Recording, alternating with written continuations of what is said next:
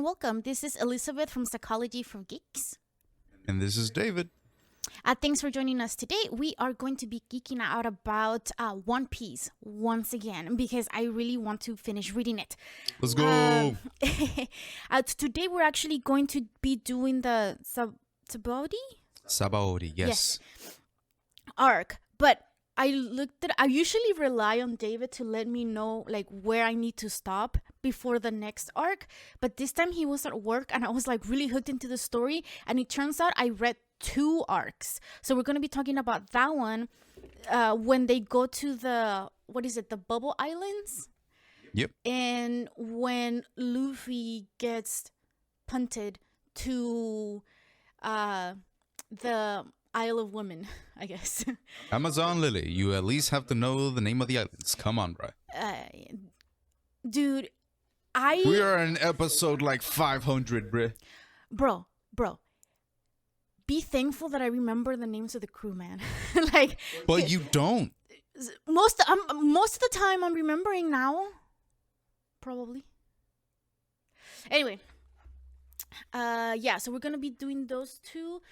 And I don't know the other ones because I was looking, I got really worried. I don't know. I was reading 2 arcs, so I Googled it like I should have done from the beginning. And I realized that there is a lot of arcs that are like really, really short. And then I'm like, what? Yeah, they are. Yeah, and then so I was like, maybe we'll combine like 2, because I think coming up there's a few others that are like still relatively short, so we might combine them. After Amazon Lily, I believe it's Impel Down, and then from Impel Down is the Paramount War. Marineford. Yeah. So I guess it was good that I read Sabaody first and then Amazon Lily, because those are really, really short. Impel Down seems to have a okay number, like I think like about 20 or 25 chapters. So that's not bad, I guess. I think you should stop at Impel Down, and then the next one will be I a know video. Things are gonna go down there like in that like arc, so yeah, I think that one has to be on its own. Yeah, buddy. And I think for the other ones, I don't know, I guess it's okay. Dude, I looked at the Dressrosa arc and I was like, bro, that's like 100 chapters and that's like that's an arc. What the heck? Yeah, no, that is until I think that is one of the first longest arcs, because I remember being in Dressrosa for a couple of years. I was still in high school when Dressrosa was going on, like week by week. Yeah. And that was 2015. I'm 27 now. You know, Jesus that was one Christ. of the questions I wanted to ask, actually. Like, because there was a lot of chapters where I was like, bro, it didn't just end like this. And I was like, how did you guys do? Like, can you tell me, like, what it was like to do? We go, fucking like, chapter by exploded, chapter? dude. Every single one of these chapters, every single freaking time where Oda would stop at such a cliffhanger moment, the only thing that kept me going was watching other YouTubers on One Piece and their theories, and like them breaking down the chapters, and I'll go and watch like their previous episodes and then just wait. And then like the worst part would be when he leave us in a cliffhanger and then the next week there is a break. So 2 weeks without a chapter. Damn, I like... It was fucking agonizing. That's one of the reasons why I can't really get into like reading comics or like the newest manga, because like I get very impatient if like I can't read the chapter like right away or like the next day or whatever. Like I just lose patience and interest, so I'm like, whatever. And then I'm like, but I think for like One Piece, I feel like it's like, so let me tell you my experience like being in grad school, and you tell me if it's like something similar. So my friends and I, most of my friends that I still have, I met in grad school, and when we were in our like second or third year, we realized that hey, we didn't actually have to get a doctorate. We could have just like gotten a master's degree and still been a therapist. and it would have been like less time and less money. But then at this point we were like, we always talk about, oh, it's really hard, I want to quit, I don't want to be broke for the rest of my life, or like that's what it seemed like when we were in school. We're just always broke. And we would talk about how we could end the program, and then a lot of us were like, yeah, but we're already like too deep to stop now. Like we're in too deep. Yeah, we were in so much debt at that point. We were like, the only way to pay it off. Going. Yeah. So like, is that kind of how it was for you? Like, were you just kind of like you're in too deep, so you kind of had to keep reading? Like, it's really interesting, so you're like, it's on your mind constantly. Or does your ADHD not work like that? Because I feel like it's my ADHD brain that's kind of like, hey, if it's not here, we lose interest and we're going to go find something else to like read or whatever. All right. So for me, it was more of so there'll be like some downtime in the manga, right? Where they're not necessarily doing anything intense. I'd stop right there. I would stop right there for like a month or two so I can like read some more stuff. And then the more agonizing bits were the parts where it was like cliffhangers or like an apex of a scene, and then you're like, fuck, there is so much things that I wish I could do, but I can't. Yeah. That's usually when I start reading fan fiction, like to keep me through the waiting process. Or at least that's what I do. Like, if I finish like a really good series and I'm like, like have to wait for the next season or whatever, that's usually what I do. I read fan fiction, especially if they screwed over like my favorite character. I was actually talking to someone the other day. I think I posted something on like my Instagram was something about a One Piece, and they responded about how much they liked the live action, and we're just geeking out about that. And then I asked them if they were like caught up with the manga, and then they were like, nah, I stopped reading because they kill off my favorite character. And I was like, oh yeah, I kind of forget that happens. Coward. But at the same time, it's very understandable. Yeah, I don't know how, like, they didn't tell me like how far who their favorite character was, like, to not to spoil it. So I appreciated because like that would be one of the worst spoilers right there. Yeah, but I was like, I'm trying to keep my like liking the characters like just like to the crew, because I'm like, they're not gonna kill off the crew, right? At least the original. Are they? No. They're not. They're not. Okay, no, they're not. Not. Okay, wait, that was like a super long introduction. We should get to the meat of this. That was an introduction. I thought we were already talking about it. No, not really. We're talking about everything else, but not the actual arc. Well, then shut up and start talking. Okay. About the arc. Shut up and start talking. Okay. Yeah. Okay. So, I think I realized it's like very unclear to me, because they do this thing where like in one volume of the manga, it's like the end of an arc and the beginning of another. So I don't really know like exactly when to stop, but I kind of started as soon as they leave the island. Is that like always the as same? Soon as they leave the island, you stop. You Google it to see No. if that's For the this rest one, of the in arc. this case, you had expected me to stop reading when the gang got punted elsewhere, like supposedly dead. No, how can I stop reading then? Yeah, No, yeah. No. No, this is tough shit. No, yeah. No. You're supposed to stop there. No. Yeah. No. And you agonize with the rest of us. Well, actually, it was kind of like spoiled for me, because I knew there's like about like 500 more chapters for me to read. So I was like, there's no way they're dead. Because what? No. Plus, I already know that like Luffy's still alive, because I seen like, like fan art and stuff online. So I don't know. I knew he wasn't dead, but like that's the one that got me thinking. I was like, bro, it must have sucked like when you guys read that. Oh no, I did not have the pleasure of wading through this.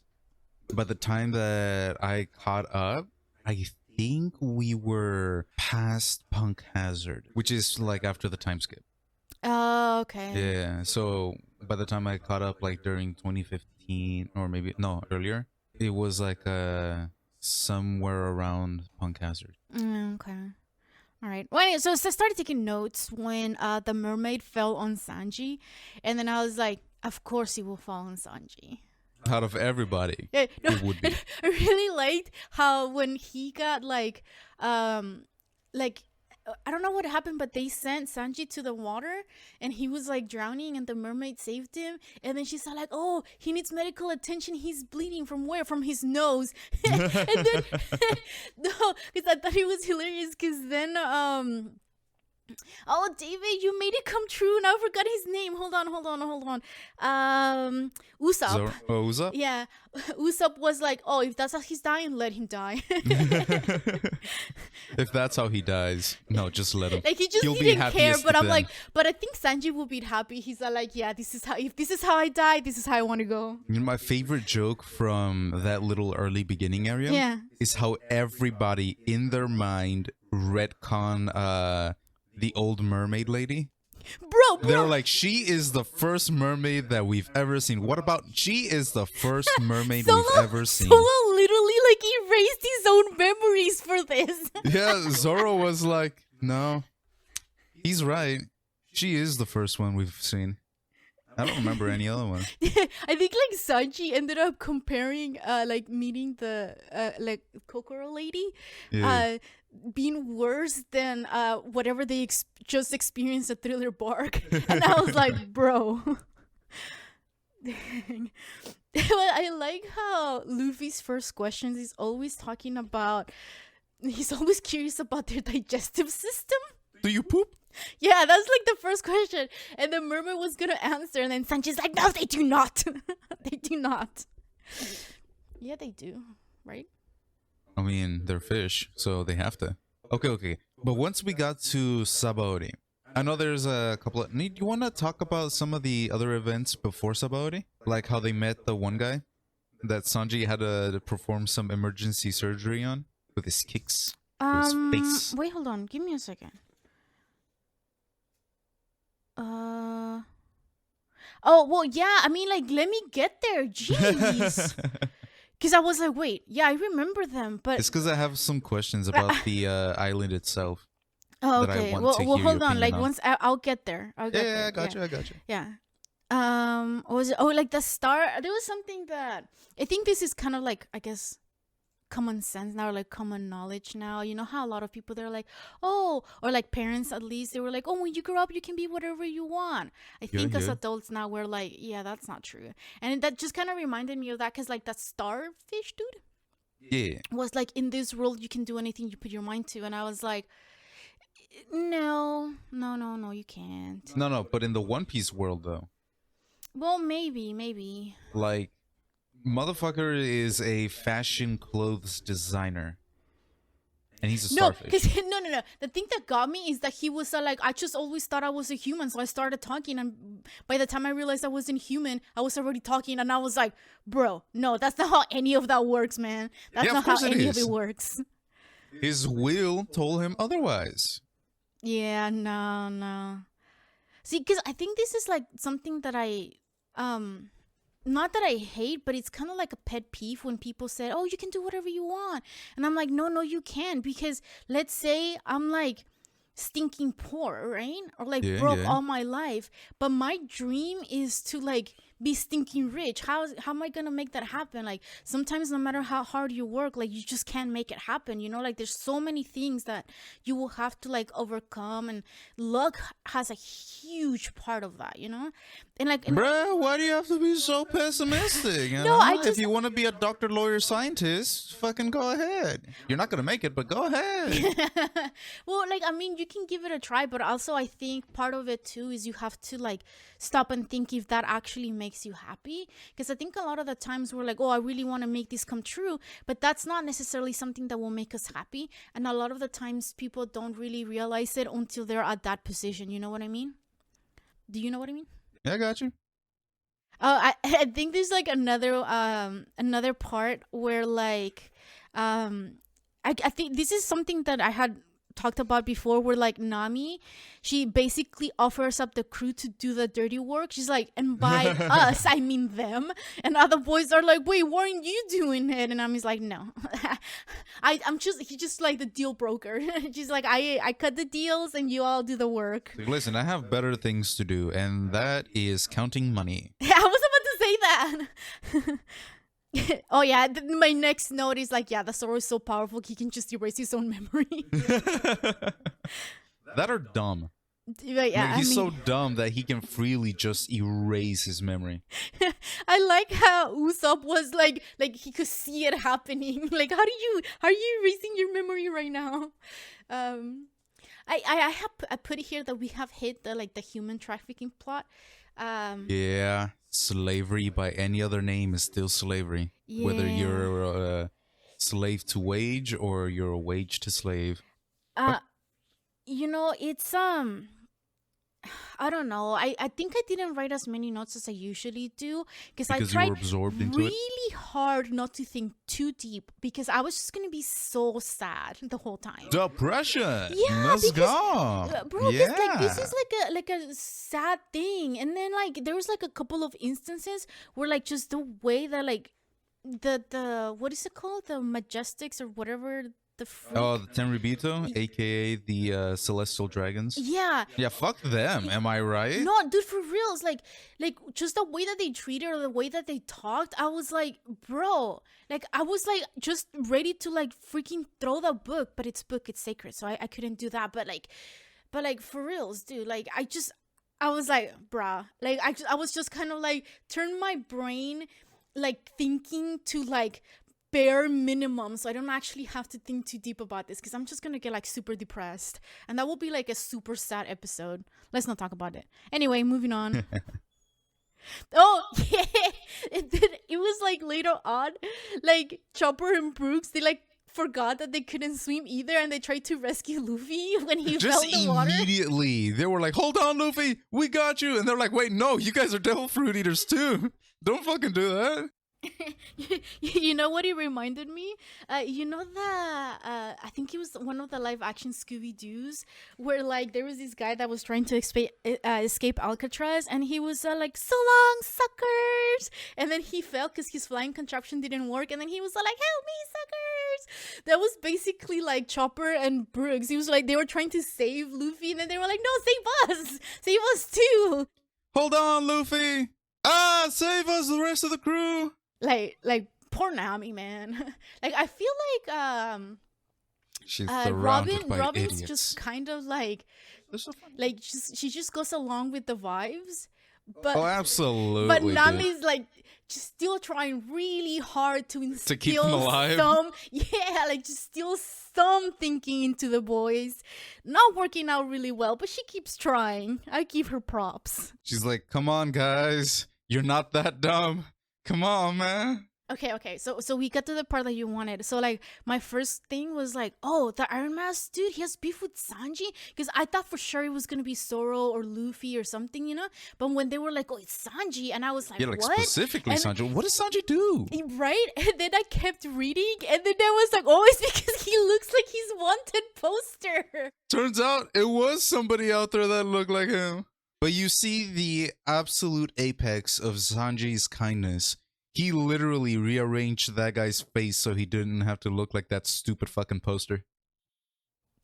That like, I mean, he could make like a killing, bro. Oh, Like using that absolutely. technique. Like you don't have to be a pirate. I don't remember if he uses that technique later on though, Well, he or used if it this with is the like clown the first and last dude. time he does it. No, not the clown dude. He wasn't clown. He was like the ramen chef. Yeah, the weird nose cook guy. Yeah. Yeah, fuck that guy. That guy's gross. Roadie. I just like that guy. He just couldn't believe it, and for the rest of it, kept calling him like Sanji Master. And then he was like, "Oh, did you just call me handsome?" Oh yeah, like every once in a while he's like, "Oh, did you call me handsome?" It's like, "No, we're calling you ugly and stupid." And he was just like so high because he was so beautiful. Like he was just so in like high spirits. Like he just didn't care. And he ended up changing the name of his crew, right? Yeah, I don't remember to what though. Something Rosie. I forgot. They're not that important. Wow. Okay, so Um, this is something that I want to talk about a little bit more.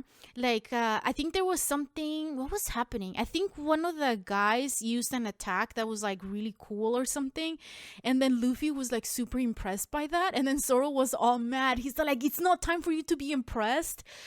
But he was. And then I'm like, I think maybe that's one of the reasons why I really like Luffy, because he's kind of like, he has the spirit of a child. He can be childish sometimes, but it's a bit more than that. It's like he just has that curiosity. What we like to call that is being childlike. Yeah, there you go. Because if you're childish, that's annoying and nobody likes that. If you're childlike, then you are wonderful to be around because you always have that kind of like innate curiosity about the world, or maybe you just find things so fun, even if like you've done it like 1,000 times before. It's just so fun to look at, you know? Yeah, I mean, and that's what I like. I guess I was gonna try to encourage everyone to do. Actually, this arc was like really, really sad, and I didn't really. I was trying to protect my own mental health by not really thinking, so I don't really have like a mental health rant for this arc or the next one really. But I did want to sort of like remind people to be more childlike, to be more curious, and I think once we become, because that one thing, To let the inner child out. yeah, no, yeah, but like the one thing too that Luffy has that's again like very childlike is that he's not afraid to ask questions. Oh, absolutely. He doesn't get embarrassed easily. He's just kind of like, if he doesn't understand something, he's just kind of like, well, I guess I don't understand, and he moves on, right? Like he doesn't get mad. It's not like he's gonna throw a tantrum because he doesn't understand or he's not feeling included on like an inside joke. But that's what he has Robin for. Like if Robin doesn't know, then Yeah. then I guess it's something really I complicated. mean, when it's something important, like, yeah, he asks Robin, like, when she's there, but, like, in other times, he's kind of like, yeah, I guess I don't understand, and he just kind of moves on, like, it's not something that's interested, like, that it's of interest to him.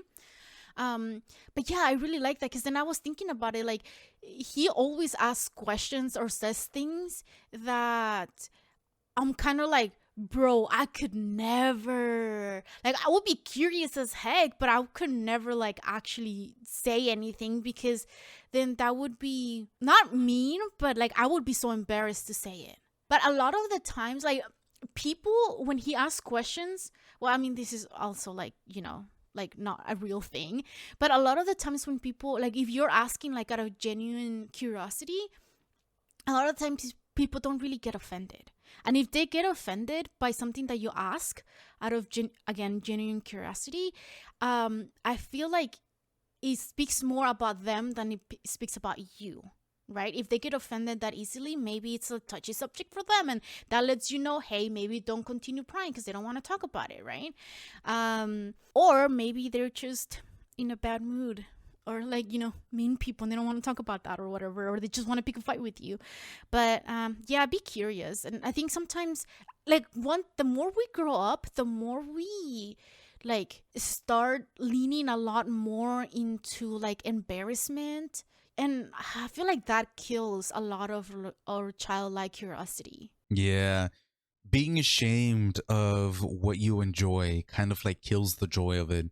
Just because somebody else is unhappy with their lives or just is jaded because of like so many things that happen to them, they rather spread like this unhappiness instead of like the joy they once felt. Like, once I got used to, like, or comfortable with the fact that I was a major geek, I would talk to people and like try to ask them about their hobbies and stuff, because obviously I was trying to I don't really like doing small talk. So I was like, come on, just tell me about your hobbies. And especially adults, they didn't really talk about their geeky hobbies, or they would just kind of like dismissively talk about them and be like, yeah, I sometimes play like, D&D, and then they like try to move on really fast. And then when I showed like interest, and it was like, oh, what do you play, what do you play, what is your favorite, or whatever, if I ask more like follow-up questions, it's kind of like this, like, a lot of the times I get like deer in the headlights look, because they're kind of like, that's not that usual response, Yeah, like they're used to being like, what? Ew, no, talk about something more adult. Oh, you know what I wanted to talk about? You know that video that I showed you, that TikTok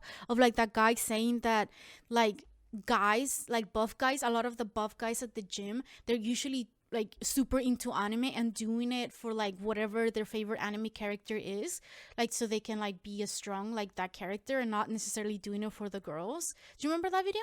No. It's the one that I showed you and our other brother. And I was like, oh, is this right? Because, okay, so let me backtrack, and maybe you'll remember. Yeah, yeah. So I was showing my siblings this video that I found on TikTok where it was just I don't know, like about 5 or 6 adults. There was one girl and a bunch of guys, and one of the guys I think admitted that he watched anime, and one of the girls, like everybody started making fun of him or whatever, and then he was very like much like, I don't care about what you guys say, I'm gonna, and he like flat out say, I'm gonna keep watching anime anyway. And I was like, oh cool. And then so he kind of like started to explain how a lot of people didn't really understand, right? So he asked the girl, hey, did you like buff guys? And then she said like, yeah, of course. And then he said like, well, if you like really talk to those guys at the gym, like the buff guys at the gym, they'll tell you that they like anime and that they're doing it because their favorite character is like Goku or Baki. Like that's why they're like exercising, that's why they're hitting the gym, because they want to be strong like that. It's not like to impress the girls.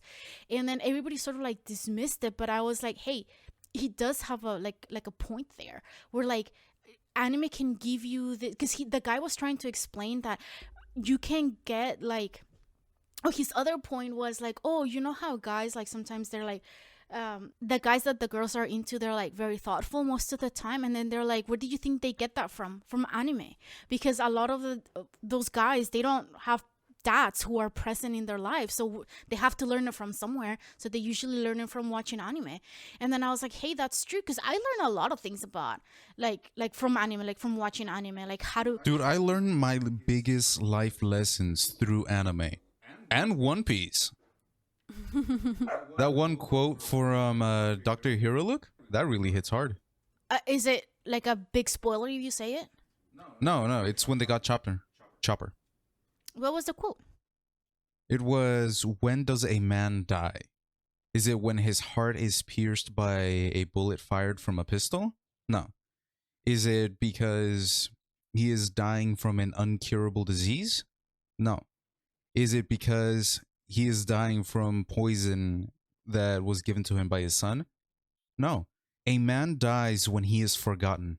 Yeah, that is deep. Yeah, and it hits so fucking hard, especially now. A little not so fun fact about me. One of my best friends unfortunately passed away, and that was like the quote that was always in the back of my head. So I was like, as long as I remember him and as long as I celebrate his memory, he won't die. Yeah, when you told me, because I remember you told me that quote after the funeral, and I was like, yeah, that is true, you know. Um, I know I was gonna say something and I totally forgot. But yeah, I mean, I guess the whole, I said I wasn't gonna go on a rant, but I did go on a rant. But yeah, just be proud of like, your hobbies. Like there is nothing wrong with you being like 30, 40, 50, 100, and still liking the same things that you liked when you were a kid. If they bring you joy, then it doesn't matter what anybody else says. Yeah, like what's the price of joy, man? Yeah, a lot of people are like, why are you spending so much of your money, like, buying collectibles or, going to Comic Con or doing all these Because things? fuck you, that's why. I was like, because it's fun, because I love it. And then, like, I know, yeah, I complain a lot about, oh, there's a lot of people and I didn't get everything and, like, super broke afterwards or whatever. And I was, like, so tired, got no sleep. But I always have so much fun. And I never regret going to Comic Con with my friends. It's primarily because I get to hang out with my friends, because now they're all like all over this place in the US, and like They're all over the world. yeah, and Baby. that's kind of like the only time we get to meet. So like I love it. So now we're in the island of Sabaody. How do you like the lore behind it? As in what the island does, the whole ship coding. That's cool. Are you I don't think I know. Wait, ask again. When they got into the island, right? Yeah. They first searched for like the next way to, or like the next step to get to the second half of the world, aka New World. So as they searched for that, they eventually found out that they have to get their ships coated in like this soapy, bubbly kind of like outside exterior thing, right? Yeah. So what ends up happening after they get that done is that the ship is filled with air, and it's essentially encased in a giant bubble, and it's sent underwater, because to access the second half of the Grand Line, you have to go under it. I thought you were like more talking about like the dragons or whatever. No, I'm talking about that. But that's pretty cool. Isn't that fucking sick? But like the thing that got me kind of sad is that eventually they said like that those bubbles really only survive in the archipelago, and I was like, ah, like that would be so cool if you were able to like just buy one and then you can take it wherever, and then you just like on a bubble, you know? Yeah, no, like I believe there is like the sap of the tree, which is what makes it that bubbly feel thing. Oh, okay. Yeah. Well, like yeah, it's a It's really fucking awesome, ain't it? cool like place because they did a lot of. It kind of reminded me of like Skypiea, where they did a lot of things with like clouds and stuff. Like, but the clouds were like actually like you can jump on them and whatnot. Yeah, they're like tangible. Yeah, and like the fact that bubbles are like that, I don't know. Yeah, that's pretty cool.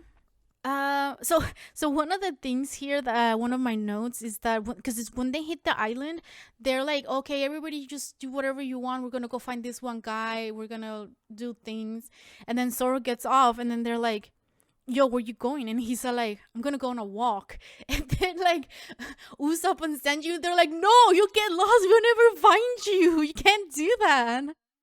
And then immediately he's like, how dumb do you think I am? All I have to do is follow the giant number. We're on, what was it, Dock 1, but it actually was like 13 or 17 or something like that. No, he, because the Octo dude, he was like, oh, you won't get lost as long as you remember like where you're parked, right? Or like docked the ship, not parked, whatever. And I was like, yeah, but would Zoro remember? Because then Sanji, I think in the background, he was like, he might still get lost, even though, you know, it's not possible. Look at Sanji worried about Zoro. No, he was just making fun of him. Well, yeah, but he's still worried. Oh yeah, that's true. Because he's kind of fucking dumb. Well, we're gonna get to the fight in a little bit, but yeah, that kind of comes into play. The whole warning, like. Bro, as soon as the Octo dude was like, just let the nobles do whatever they want, I was like, no, I'm not gonna like this. I'm not gonna like those high class rich people. I'm gonna hate it. And I was right. Yeah. They're buttholes. Nobody likes them. Yeah. You know what I like, I started thinking about? They're like the celestial dragons and kind of like trust fund babies.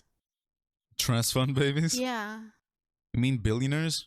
Yeah, but like you know those like people that like they've always had money like ever since they were young. Yeah, they were born into the lap of luxury. Yeah, and that's kind of how like, not saying that trans fund babies are like the dragons, but it just kind of reminded me of that. Where like, in a sense, they don't really understand like the common folk because they've always been like super rich. They're so far removed from reality that they just do not understand actual people. No, bro. So like, I was watching a TikTok video, and there was this girl who was talking about how she does she was doing this research. She didn't really go into detail about what the purpose of her research was, but she says that she has to interview people, right? And a lot of the time for the research, and a lot of the times is either like people who. She said that her research included people who don't have to work for a living. So a lot of the times it's like trust fund babies, right? Or like super rich people, or like people who are already retired. And then she said like usually the people come in and they're like super like kind of arrogant because they're like rich or whatever. Like, but she was talking about how one time she met this one guy who came in, and he was like he actually went to school. He was a doctor, and he was volunteering all his time to like this one like organization, and he wasn't getting paid for any of that. And then so when she asked him, so how do you live or whatever, and then she says, oh, my dad gives me $7,000 a month to live on. Damn. And she's like, oh, okay. And so I guess she kind of asked him like, oh, well, have you ever considered like just like working, like getting paid for the job that you do? No, because the guy was like, oh, well, I'm not like, wait, hold on, let me backtrack. So because he asked, okay, so what's the purpose of these research? And she told him. And then so he said like, oh, well, I'm not like them because my dad always insisted on like, if he wasn't like working or volunteering or like doing something productive with his time, he wouldn't get any money. And then like ever since he was like younger, like his dad will always tell him that if he wasn't doing that, then he would take him to like a trailer park and like give him like a car, like a beatable truck, and like just like leave him there, and then he had to like make his own way, right? And then the lady's like, oh, like, oh, that's nice, your dad gave you transportation and a house. And then the guy was all confused, like, no, that's bad, you don't want to live there, you don't want any of that. And then I was like, I don't think you understand. A house and a car? yeah, because like he didn't even realize that you had to pay for like the bills and stuff, or like, or the land, like where the thing was parked, the trailer. And then I was like, bro, if my dad gave that to me, I would be like so hyped, like my life made, bro, like it will make my life so much easy. But like, again, like it's this sort of like their reality is just not the same reality as ours. And that's kind of how these celestial dragons are. But they just like took it to the completely like wrong way, you know? They're just like so entitled. Yeah. I hate it. I hate them. Ugh. Bunch of buttholes. Nobody likes them. You know, wait, hold on, I need to backtrack a little bit. So you know how there was a bull that the Sanji lookalike was riding, and then the bull was gonna attack like Luffy, and then Luffy just stood there, looked at him, and then like the bull just kind of fainted. Yeah. I wonder what that is a hint towards. Oh, so it is what I'm thinking about. Is it haki? Yeah. Oh my god, way, I yeah. just got it. Is that what Shanks used on the monster that one time? Yeah, buddy. Oh, my mind has been blown, dude. Let's go. Because when we watched the live action, I was like, dude, that's so unrealistic. And now I'm like, it all makes sense. Now you know. Now you understand. Oh, okay. Yeah, because then later on, like, it kind of like, yeah, okay, we'll get to that point. But okay, things are starting to make sense in my head. Okay. Where was I? Oh, this is like slightly off track. Oh no, yeah, it is. Wait, hold on a second. Oh, this is later. Bro, I don't even know what I wrote. Like, half of my notes make no sense. Nah. David, when was the last time you went off on an adventure? Me? Yeah. Like what? Which you talking about? Like, if I were to ask you, like, what was the last time you went on an adventure? Like, what's the thing that comes to mind? Nothing really. Why? Because I was thinking about that. Like, you know how, like, for Luffy, just being a pirate is like just like going on adventures and stuff. Yeah. And I'm like, when was the last time I went on an adventure? And I'm like, oh, it must be like about a year or two since I took a, well, I feel like Comic-Con, well, I guess Comic-Con is an adventure. So maybe Comic-Con would have been the last trip I took. And I was like, but that's way too long ago now. I should have like done another trip. Like, and like for me, like when I think of adventures, I think about like, oh no, when you went hiking, when you did something kind of fun, you know, that's kind of out of the way that you had to drive to get there. Well, when was the last time you did it? Comic-Con too? Well, there was this one time where I think it was me and two of my buddies. We went to just like to do a day trip to LA. We just kind of like went like, fuck it, let's go. And then we just set off and did it. Yeah, see, there you go. That's an adventurous. adventure. And I'm like, I feel like the more we become adults and like we're responsible for a lot of like stuff, the less adventures we have, the less spontaneous we become. And that's kind of sad actually. Because we're like just, I guess, socialized to be like, for thinking to be like work, you know? That's sad. We all need to go on an adventure, you guys. Go on an adventure. And also, if you have been in an adventure quite recently, please let us know in the comments because we kind of need ideas. That's right. Quit your job. Live in the wild. I mean, you could, but you also can take like a weekend trip somewhere or like a day trip somewhere. You know, if that's more your pace. That Capone pirate. Or Beige. Gang Beige. Yeah. Fucking love that guy. Okay. He's just like, what is it, 40s, 50s gangster or mafia boss? Yeah. I was like, a part of me kind of wanted to like sort of like keep track of how many like references I could pick out in an arc. Because I was like, oh, I know who he's referring to in this one. Yeah. You know, when I was like just about ready to throw the book is when I saw that one of the Celestials like writing, like sitting on the guy and making him like walk on his knees. Yeah, I know, right? He was literally writing up on a person like they were just an object. Yeah. That's how so far removed these psychopaths are from reality. Yeah, I was like, nah, bro. That's not how I wonder if any that's of an that allegory happens. for something. And then like, Hint, hint. bro, and then when I saw Zoro showed up and I was like, fuck him over. Do it, Zoro. Do it.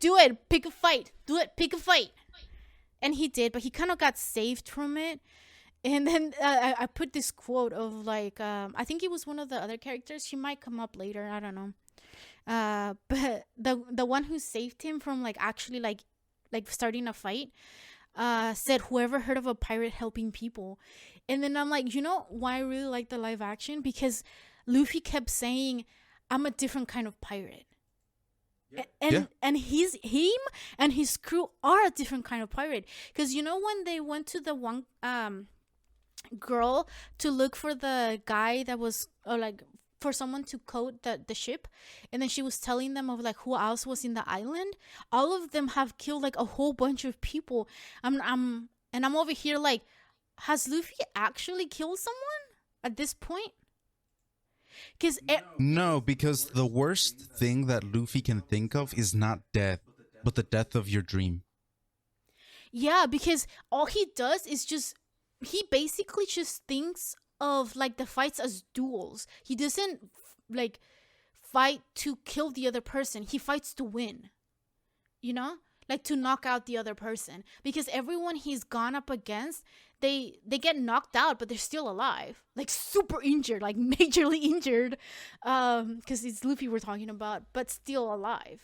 Yeah. Yeah. Pretty much. Yeah. So I really like that. Oh, the other part, bro, that hit me really hard is when they they lost the mermaid girl when she got kidnapped, and they were looking for her. Oh yeah, when they kidnapped Cammy. Yeah, when they kidnapped her and they went to like that store, and there was like a bunch of like people like sitting in like these little tiny rooms, kind of like pet store. And they were so close into selling her too, bro. Nah, bro, that hit me hard when I saw like humans being like that, you know? Damn. It's hard. Yeah, okay. That was some fucked up shit. I think we're getting to this part where I was like, Silver Riley was Goldie Rogers' first mate? Like, yeah, what the heck? Silver's Rayleigh. Let's go. The goat. I was like, with the no goatee. way. And I was like, I can. Like, cause when I read it, I think I was like sitting in front of you, and I was like, David, is this true? I was like, am I understanding this correctly? Jeez. Yes, you were. And then, did you remember what the next question I asked you was? No, I don't remember actually. Please remind me. It was like, why do they call him the Dark King? Oh yeah, you remember my answer to that? Okay, there's two different types of, let me just like set it up for people. There are usually two type of answers that David gives me, right? Well, three actually. Sometimes when I ask him something about One Piece, specifically if I ask him something about One Piece, sometimes he'll give me this like, if it's not a spoiler, he'll give me like a straight answer, right? Like this is, or like explain something I don't quite fully understand yet, which is great. I love those answers. Then sometimes he gives me this answer of like, and then I know that it's a spoiler, so he can't really tell me. So I'm like, all right, fine. At least we're gonna find out. Right? Eventually, I'll get there. But then the third type of answer that he gives me is when he just asks the question right back and he says, we don't know. And I'm like, what do you mean we don't know? What do you mean? Like, my favorite way to answer that is, yeah, that's a good question, huh? I hate it when he does that because I'm like, no, you're so much farther ahead than I am. How do you still not know? We're never going to find out. He hasn't told us yet. It is a fight, man. It is a struggle. We have questions that Oda is like, I'll never say yet. Anyway, I thought that was super cool. Absolutely a gang move, bruh. Oh, bro. When Luffy finally punched the Majestic guy, I was like, You mean the yes. celestial dragon? Yes. But yeah, like, oh my god, bruh. I was like, yes. I've been wanting for someone to do that. Thank you.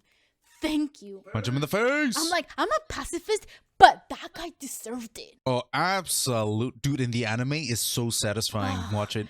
I bet. That's what I was thinking too. I bet he's like way cooler in the anime too. Honestly, we can start from like that episode and then watch until they leave Sabaody. Unless you also want to watch a couple of scenes from Amazon Lily. Yeah, we could if we have time later today. We could do that. Yeah, boy. You know, one thing I realized in here, like I guess like it kind of finally hit me that the fights are kind of like escalating, because this was the first sort of arc where I realized that there's like a page, sometimes 3 pages, that have no dialogue. It is just like action. Pure action. Yeah.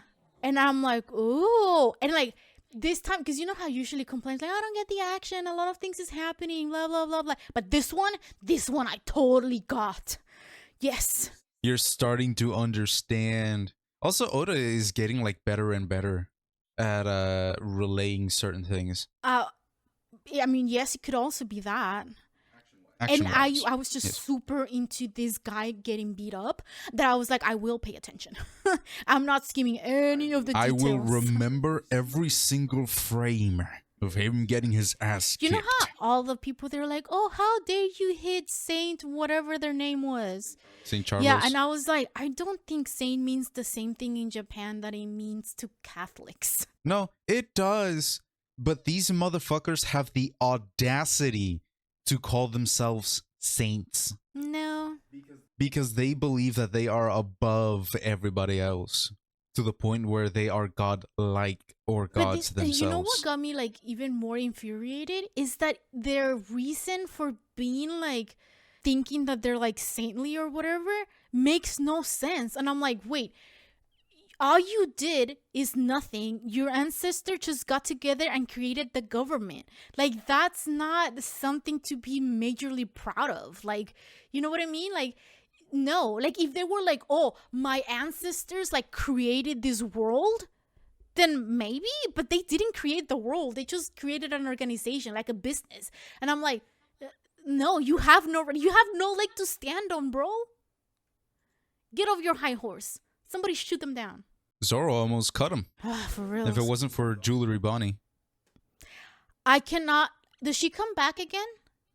Yeah. Okay. Because I was like, bro, how did you remember a side character that was there for like 2 frames, bro? She's part of the Supernovas, my dude. I didn't know that. How dare you? Wait. So there was this other thing. Like, I saw Robin jump off one of the flying fish thingy. Did she make wings out of her arms? Yeah, she also did that during Thriller Bark. She says she has a time limit on it, though. How did I freaking miss that? How Why am I missing like the most epic moments? I'm like so into like the story. Like, you know what? Because usually if like the story is really, really good and I end up liking it, I don't mind like rereading it, because I reread fan fiction all the time, and you know, manhwas that I really enjoyed. And I'm like, I think One Piece is one of those things where like I probably wouldn't mind like rereading it, like, because I guess once everything is done, so I can take my time and I don't have to like, you know, be rushing like, what's the next part, what's happening next. But yeah, I'm missing so much that I will need to like reread this like 100 times before I get all the details, you know? Either that or watch a bunch of YouTubers talk about it. Yeah. That's what I do. That's what I've been doing for decades, bro. Well, I'm trying not to like watch, because like when I was on TikTok, I started like watching some TikTok videos because they were talking about the live action, and now it's recommending me like other TikTok videos, and I'm like, oh, that looks like a spoiler. So like I want to be part of the fandom, but I feel like I can't, because then everything's gonna get spoiled, you know? So I'm kind of like, I feel like a That's like one of the biggest problem with the fandom right now, is that these motherfuckers cannot hold their goddamn tongues. There is like a lot of the OG fans, or basically a large majority, where we just kind of like nudge you every once in a while, or maybe drop a hint that if you know, you know, and if you don't know, that sounds interesting. But the loud minority, oh my god. Yeah, and I just feel like a creep. Like I'm just creeping in on the fandom every now and then, but like leaving because I don't want to see anything that could potentially spoil anything for me. Yeah, I'm not a creeper. I promise. It is what it is. So did the old dude, Riley, did he use hockey to remove the mermaid's color? Yeah, damn Skippy, he did. Okay. He used a very intricate form of hockey that we will eventually learn about. Oh, yeah, I don't remember the guy, but he has like a cow looking hat. What's his name? One of the other pirates. One of the other new pirates. The one with a bunch of tattoos? I don't remember. Look at my screen. Yeah, I think him. Yeah, Trafalgar Law. Okay, so every time, like that doesn't sound like to my brain, that doesn't sound like a name. His name is Law. Yes, but Trafalgar is a square in London, and that's all I can think about. Huh. I did not know that. Yeah. Is it a square or a park? I actually never been there. And I think that's why it's hunting me. Because one time when I went to London with my friend, according to us, we hit all the major tourist spots except for that place. And then like when I came back, the lady I was living with, my host mom in Italy, she was like, oh, did you go to that, like the Trafalgar Square? And then I was like, where? And I was like, oh, she said like, oh, with the lions. And I was like, oh no, we didn't. So I think it's hunting me. Yeah, so I don't remember his name, and it doesn't sound like a name to me. Anyway, when he was fighting, because you know how Luffy and that guy and like some other pirate dude, they were like, oh, I'm gonna go like hit up the Navy dudes, right? Luffy, Law, and Kid. Yeah. And the cow hat guy, he was just like basically playing Legos with people's limbs and like rearranging people's parts. It was kind of funny. Yeah. He's the Surgeon of Death. That's his like epithet. Yeah. Isn't that a fucking awesome epithet? I mean, yeah. I also like listen to a lot of like crime podcasts, or like actually just one crime podcast, and there is like the Doctor of Death or whatever, or like the Angel of Death. I've seen a couple of those, and it's like doctors who like kill their patients, and I'm like, huh, okay. maybe not great. Okay, and then like skipped all the way over to when everyone was safe back at the bar of that one lady. And then what's his face? Riley was talking about Roger. He freaking turned himself in, and I was like, what the heck? And then obviously he was later answering like 2 pages later. But yeah, I mean, if you're gonna die, that's a good way to go. That way to die, to start a brand new revolution of piracy, that is one hell of a way to die. David, I'm worried. What, I know that. Wait, should I say it? Say spoiler? The one spoiler that I know? I mean, whoever's listening to the podcast, well, I mean, you already said it. Oh, that's though. true. I said it in another one. Anyway, I know. You've literally said it before. I know that Ace dies, and then I'm like, oh no, because when I was reading like the story of how Roger turned himself in and like their adventures and stuff, I was like, 1, he kind of does sound like Luffy, and 2, it sounds like he kind of like gave himself up to start the Age of the Pirates, and I'm like, bro, is Ace gonna give himself up to like make the government go down? Because no. I guess you can't really answer anyway. But okay, that's why my lips are sealed. Like, that's why I'm like, bro, like David came home last night from work, and I was like, we need to record ASAP because I need to keep reading. I know the next thing that's happening, the next arc is when Luffy goes to like the one Navy jail to try to rescue his brother, and I'm like, I need to know what happens, bro. So this is why we're doing this recording right now. Next stop, Impel Down.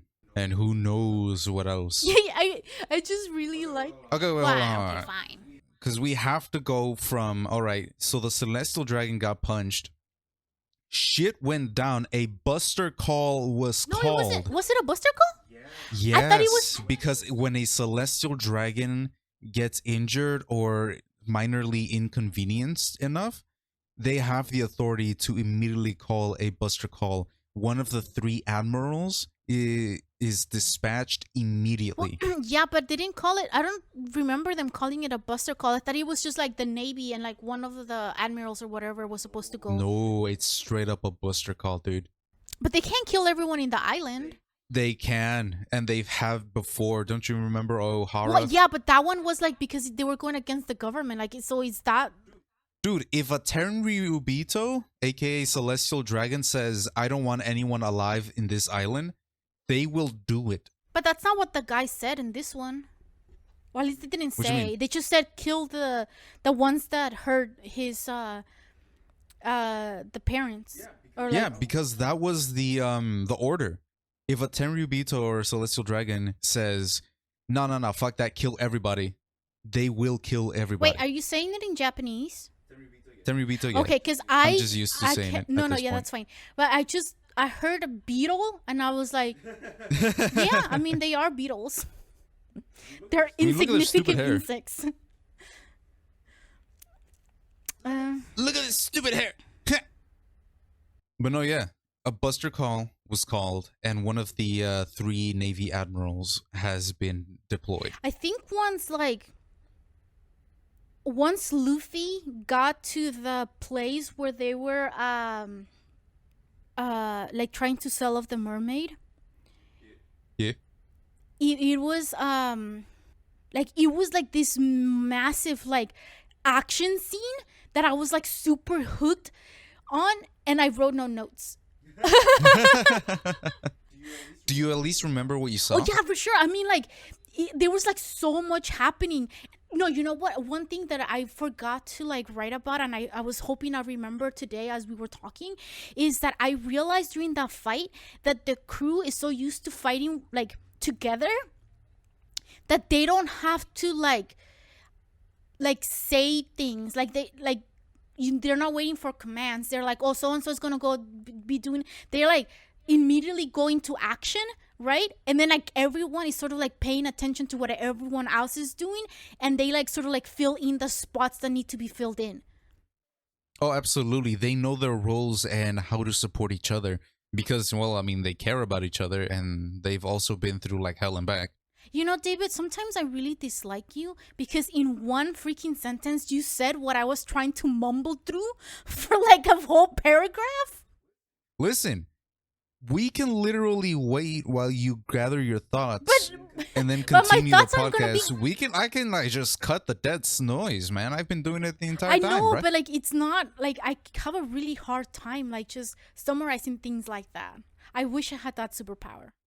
No. Here's the thing. I also stumble when I'm explaining things, but when I hear things being explained to me, I can summarize them easily. Because I can guarantee you that if I try to explain something to you, you will understand the gist of it. And you'll be able to put it in fewer words than I could. That's just ADHD, No, bro. but you know what? think. It sounds like you steal people's words. I totally do that too. I like whenever I like when someone says something or like however they phrase something, and I'm like, I'm gonna steal that and it's gonna become mine now. I steal from everyone. I don't care. Because my brain cannot put words together. Like I can picture things, but me trying to like verbally explain things to you, nah. Oh my god, yeah. So hard. I can think in pictures, but in words, nah. Yeah. Again, ADHD. Yeah. No. So that whole scene of what you like, okay, so one of them can turn into a dinosaur. Some other guy has the ability to Wait, those were the pirates, right? Yeah, they were the supernova. Oh, okay. The supernova, part of the worst generation. Hey. So one of them turns into a dinosaur. One of them gets really, really big. Another one has a bunch of people by his side. Well, we also have Blackbeard, but he was in here. Bro, the Al Capone dude, he freaking had his crew in his body. Yeah. How cool was that? Motherfucker ate the castle fruit.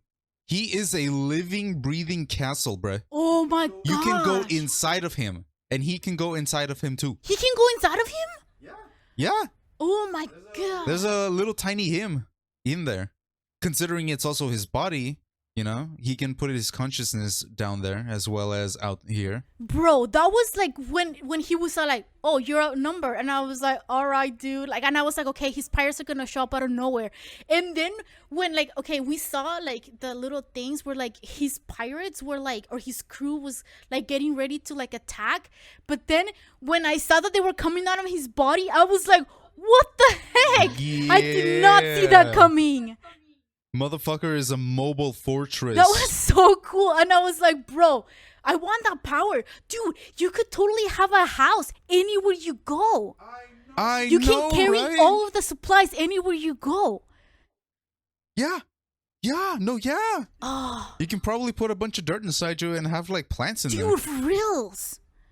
Dude, I changed my mind. I don't know what, because we talked about what kind of fruit, like devil fruit. Yeah, right? you gave a half-assed answer. Okay, now I You know. half-ass answer. Now I know the castle fruit. That one's so cool. Yeah, buddy. Yeah. All right, so that's Gang Beige. We also have Trafalgar, who has the ability to create this bubble area where he can perform surgery. So whatever he can do as a surgeon, he can probably do with his devil fruit, like separate people, change Wait, organs. was he actually take like a out their surgeon hearts. before, or? Yeah, Oh. or he studied to be a surgeon, but like you will get to know him a little bit better. He And then we joins also the have crew, doesn't Scratchman he? Apu. I know he Huh? does. I seen a meme online. Anyways, we also have Scratchman Apu, which is the guy with the keyboard for teeth. Like his body is made out of instruments, and each of those instruments can do like crazy damage. Not gonna lie, there was like so much fighting, and like it kept switching back and forth really fast. I had trouble keeping track. Wait, how is it fast? Just look at the previous page. Fool. Yeah, but I just, because I know I needed to keep going because I needed to find out what was happening with Luffy and the crew. Couldn't care less about the other pirates.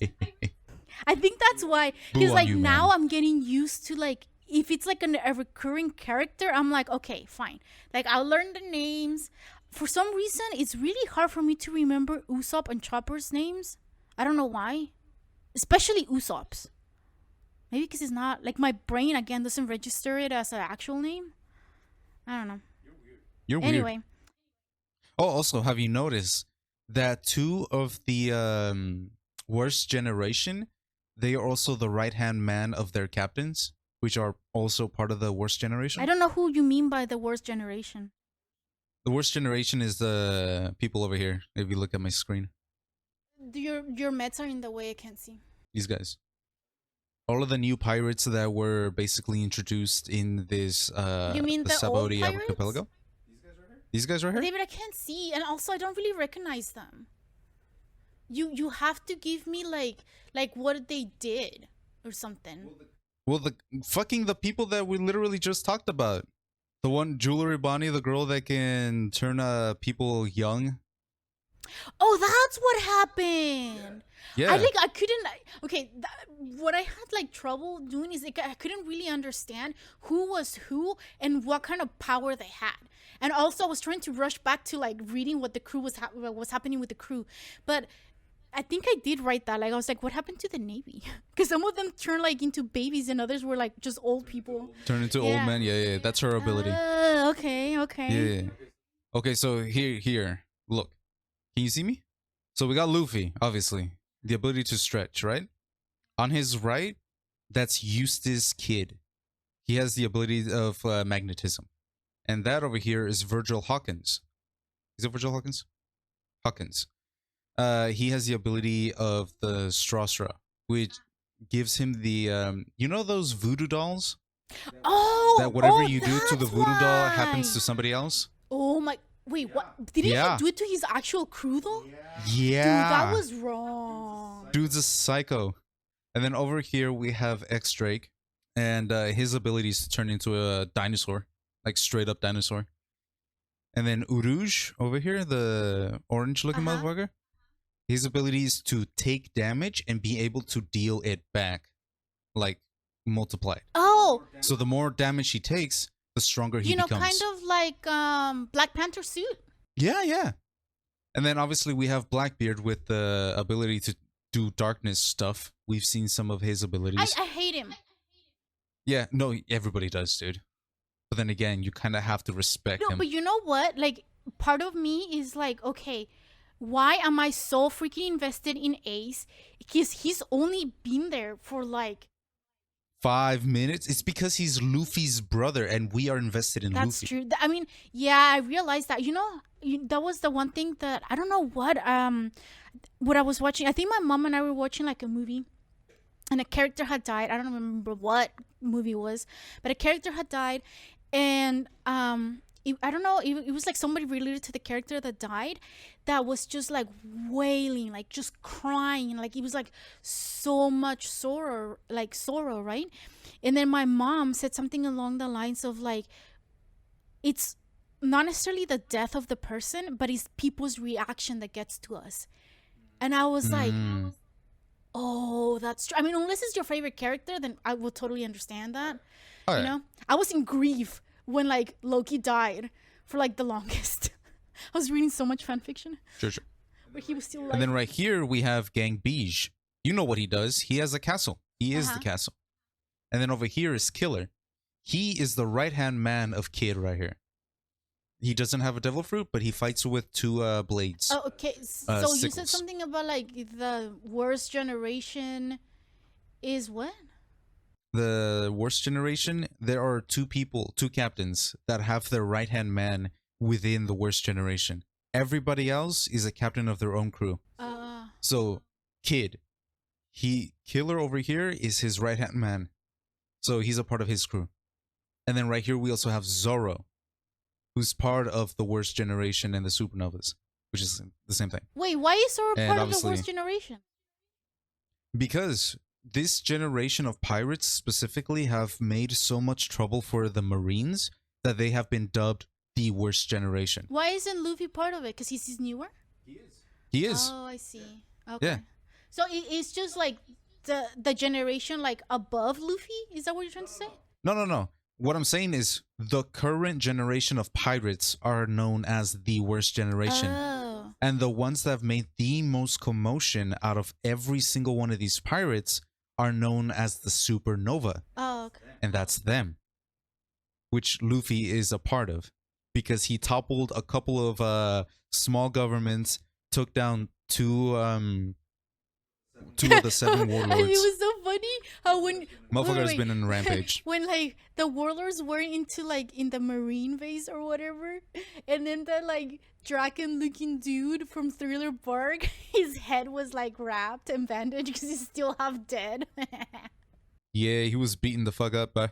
Um, Yeah, so that explains the worst generation and the supernovas. okay. Yeah, and then over here we have Scratchman Alpu, who's part of the long arm tribe. It just means he has extra long arms, and his ability is musical instruments. His body is made out of a bunch of musical instruments, and they all do like some sort of sonic damage or something like that. Okay, so I really like how is it Kizaru? Yeah, Kizaru. He just freaking he was like, I have arrived, so please respond accordingly. And I'm like, what? I'm gonna officially start using that every time I enter a room. Motherfucker's lazy, bruh. But it was like his introduction was like just so cool because he was like, I've arrived, respond accordingly, and I'm like, what does that mean? Run. Oh, I That or give yourselves up. Either or you're gonna get your ass kicked. He don't give a fuck. well like. I don't know. Mad respect for him. I don't know why you like him. Yeah, I know, right? I mean, he's polite, so I guess maybe that. To an extent, you know. We still don't like him because he's an admiral, but we kind of have to respect him because he's just that guy, you know? Yeah. I have this other quote by Luffy over here Timothy that Jones. says, I'm not going to conquer anything, and the one who is the most free is the Pirate King. Oh, when he told that to Rayleigh? Yeah, when he refused to know where the ship was because he was, or the treasure, because he was like, this is supposed to be an adventure. If you tell me, it will ruin the adventure. And I was like, No, I wouldn't. Then I can just go home and enjoy all the treasure. That is my adventure, enjoying the treasure and being rich. Nah, you don't get it. You Of don't course get it. not. Because I'm not all about like fighting and getting stronger. I just want to be sneaky, steal the treasure, and live very comfortably for the rest of my life. That is my I mean, goal. so does Nami, but she's still kicking ass. Nami? Nami? Nami. I kind of felt for Robin because Rayleigh basically told her, "Oh, did you really want to know?" Or like, because it's gonna be spoilers, and then she's all like, "Ah, never mind, yeah, no spoilers." And I was like, "Oh." Not only that, he Rayleigh does specifically say, maybe you coming in with fresh eyes can get like a different interpretation out of it than what we got. Yeah, that kind of that set off like an alarm in my head. Yeah, it does. Isn't that interesting? Yeah. Are we gonna meet more of Goldie Rogers' crew later? Kind of. People speculate that we're probably gonna meet even more. So at the point where you're You know at, who you the haven't. At the huh? point where you're at, you haven't. No, but like a lot of people are saying maybe we're gonna meet one more person from his crew, or somebody else from his crew, like a little bit later I like on. how Because you remember who the ship's doctor was the for the guy Roger's that was crew? the stay with the Laboon. Yeah. Yeah. Oh, no, So we already met somebody from his crew bro. before. Isn't that fucking whack? You know that when he said that, and I was like, wait, what? Because again, names I don't remember, and then we started bringing up Laboon, and I was like, oh wait, he's that old guy living in the little tiny island inside of Laboon. Yeah. He was part of the crew. He was also there when they arrived to the fucking island, I think. Yeah. Or was he taking care of Buggy? No, I think he was taking care of Buggy. I like how they were like, yeah, you know, like what's the clown dude, Buggy, and Yeah. Shanks, right? And Yeah. then Luffy's like, yeah, and they're like, oh yeah, they used to be like, you know, in the ship, they were there, and then Luffy's like, what? And I'm like, bro's like me when I was in high school. I never knew any of the drama happening in high school. No, but here's the thing. This is what makes Buggy really interesting, right? He never used the fact that he was part of Roger's crew to get big. Like, not once did he go out and say, yeah, I was part of the Pirate King's crew. Bro, but To amass, I'm like, kind of fortune, like still treasure, and people? confused with Buggy because like, okay, so what is his goal? His goal is just to be known, right? But doesn't he have like, why does he hate Shanks so much again? Because Shanks was better than him? You will learn the answer later. Okay, I take it back. I kind of dislike those answers too. Too bad. Yeah. Okay, one more question. So what did Riley mean when he said that Rogers could hear the voices of the world? He could hear the voice of the world is how he was able to translate the Well, poneglyphs yeah, but like, what does that mean? before they got somebody to read them for him. Like a spirit, or did he eat devil fruit Kinda. or something?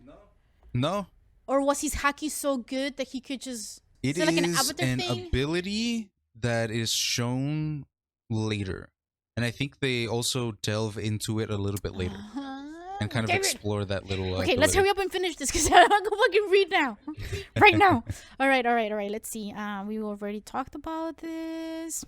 I love the questions that you're coming up with because I'm like, yeah, I know, right? What's the Logia type? Yeah. Logia? All right, let's talk about devil fruits. So, there are, I believe, 3 devil fruits? Like Yeah, 3 3. kinds? Yeah, 3 Okay. kinds. One of them is Paramecia, which is what Luffy is. Kind of like the goofy abilities that Buggy and Luffy have, where they're able to do whack shit. Okay. And then you have Logia. That is what Ace is. The ability to be intangible because you are an element. Which is also what Crocodile is. Oh, I see. Yeah. Okay. The only way to beat them without hockey is to find their weakness. For Ace, it would be water, and for Crocodile, surprise, surprise, it's also water. Or liquid. That is just like what they happen to be weak to. So the last one we have is Ah, man, I'm forgetting the name, but it's essentially animals. Oh, like the The last dinosaur type dude? of Zoan. Yeah, Zoan is what Chopper is and what the dinosaur dude is. Okay. What's a pacifista? Pacifista? You remember what the Bible guy was? You know how he was a Yeah. cyborg? Oh, that's right. Wait, So yeah, the guy explained it. So he what? What? No, I don't remember. he was part of a. He was experimented on essentially to make super Oh, I see. soldiers. And those super soldiers were essentially going to be androids of him. Oh, so this gives Yeah, me and this they gives were me just Clone called Wars pacifistas. like vibes. Yeah, I know, right? And also the fact that Vegapunk was the one that headed this project. So because of Vegapunk, we have pacifistas. I freaking And hate because of him. Vegapunk, The Vegapunk dude. you starting to Yeah. hate him? Well, I mean, you don't know much about him yet. I know, but he's just annoying. Coming over here with his whack ass Captain Crunch like fucking abilities. Wait, what I say, Captain Crunch? I don't make no sense. I'm kind of hungry now. I'm always That's on you. hungry. Yeah, what's up with that? I don't know, and I did have breakfast. Quit yelling. Sorry. No, I'm not sorry. Bro, okay. And then that we move on to the fight where like something with the K, Keisu, Kusu. No. Kizaru? Yeah, him.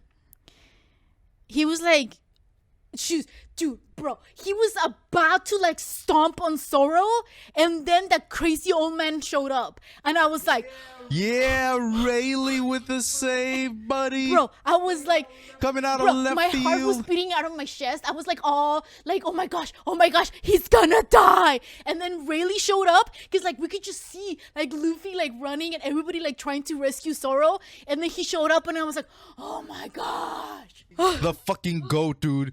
The absolute best motherfucker around. I like how they're like so strong. They're like chill. You know? Like they're not like yelling at each other. They're like always calm. Yeah. Dude, when Rayleigh popped in for the save, Kizaru started sweating. The guy everybody was running away from started sweating. He was like, oh shit. God fucking damn it, dude. Yeah, I think this is when I was like, how the hell did you read a chapter at a time? I was like, nah, bro, no. The intensity. Dude, for rules. And then like now that I'm like super attached to the characters too, I'm like, no. Like the stakes for me have like are higher now, you know? If like something happens to them or whatever.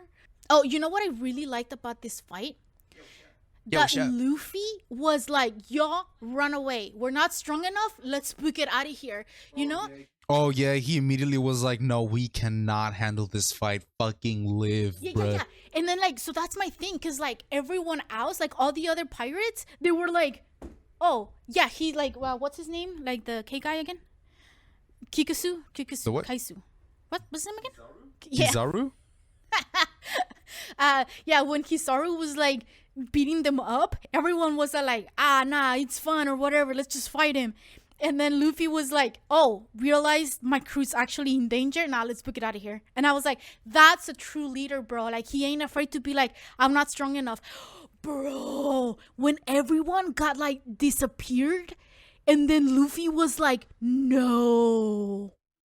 Dude, that scene in the anime. Oh no, bro, you know what I fucking realized? God. You know how in the last episode we were talking about how like for Sanji everything is very subtle? Like, bro, when Zoro got disappeared, like Sanji immediately started blaming himself. He's like, what am I doing? I can't protect my crew. And I was like, oh. Yeah. Immediately he was like, fuck, this is my fault and no one else's. Yeah, he could like understand like he wasn't strong enough to be able to like save him, you know? Yeah. Damn. That was Sanji, my little baby boy. That's not how this works. I know, bro. I felt for him, but I was like I totally understand where he's coming from, you know? Yeah, abso-fucking-lutely. Wait, okay. So I actually wrote this. I have a feeling that Kuma sent them to a safe place. Because Kuma didn't seem like he was like there to get them. You know what I mean? Yeah, he wasn't there to fight or to hurt them. Wait, did I see it correctly? Did he bow to Riley? Don't remember. Maybe. Because I could swear. Because then like Kakasu, no, Maybe. Kaisu. Kizaru. Repeat it after me. Ki, Za. za, Ru. ru. Kakaru? No, I'm just kidding. I'm gonna slap you. And I have his name right here. Okay, I'm gonna read. So Kizaru, he was like, Kuma, what are you doing, bro? And then he was like, I don't have to answer to you. But like he seemed like he had like mad respect for Riley for some reason. Well, everybody does because he's the right hand of the king of the pirates. But like, he has. And he looks like a cute grandpa, like a cute old grandpa. Like I just want to hang out with him. Yeah, no, right? He's just a chill, badass Yeah, old man. Which honestly, we don't get Dude, that I much bet of he has nowadays. stories to tell, bro. Dude, wait, don't you remember what fucking Goldie Rogers said? I have obtained everything the world has to offer. That means he has experienced everything that he could experience with And like given he his time freaking limit. made it sound like it was no biggie, you know? And everyone's like, "Oh, mad for the treasure! Like you guys are so cool." And he's like, "Sure, I'm just a person who had some stories to but you don't tell." understand. Over there is kind of fucked up, bruh. Yeah. Okay, what's the old man's bounty? The grandpa. Yeah, that's Do a we good know? question, huh? That's a very No, good why question. are you doing this to me, David? Dude, how do you think I feel? I'm gonna Google it real quick because I might not know. I was thinking that I was like, isn't this something Google can solve? I misspelled everything. It's cool. This is say. Let me see. Bounty. A couple of billion, I would say. What do you guys think Riley would be worth? Motherfucker right now is 76. 76 what? years Oh, old. I thought I was like, what, 76 billion? Nah. Oh, okay. Yeah, I wouldn't have that. Okay. Question for whoever is listening to this and made it this far. Thank you so much for listening. How much do you guys think he's worth? As for like a bounty would be worth for him? At least 4 billion. 4 billion? That's I feel my like guess. more. Like 10, 20 billion, no? I don't know.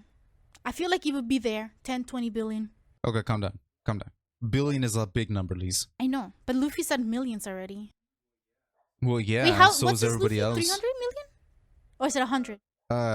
330 million maybe? Okay. I think this what really hit me in this one is like, again, like seeing everyone's reactions to like not being able to help with their crew, like Sanji being like, no, what am I doing, like I need to do something to help, right?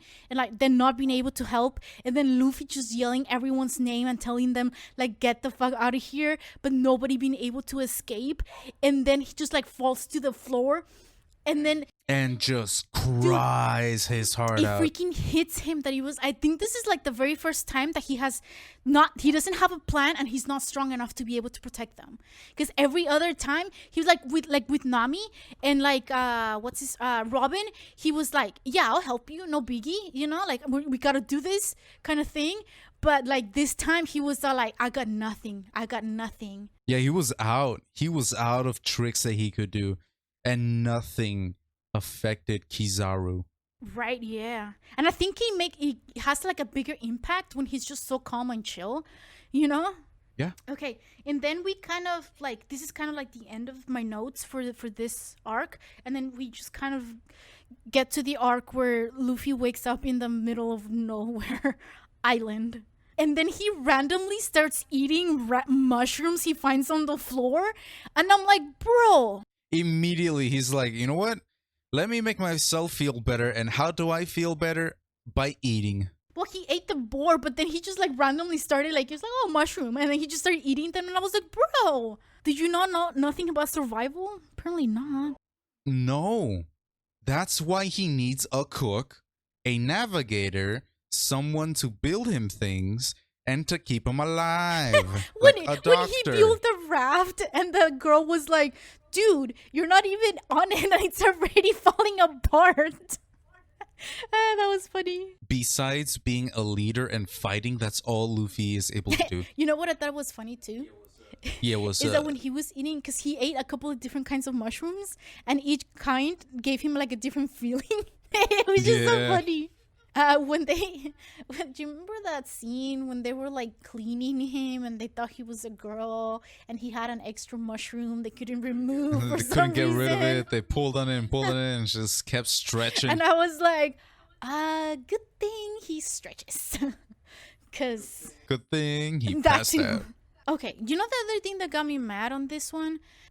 The What's snake up? princess just being like, I can do whatever. No, Boa Hancock? Yeah, when she was like, I can do whatever I want because I'm beautiful. And I'm like, Yeah. I mean, she's not that wrong. yeah, but no. Like, I think it's, She's not completely incorrect, okay? that's what that gets me mad because it's wrong.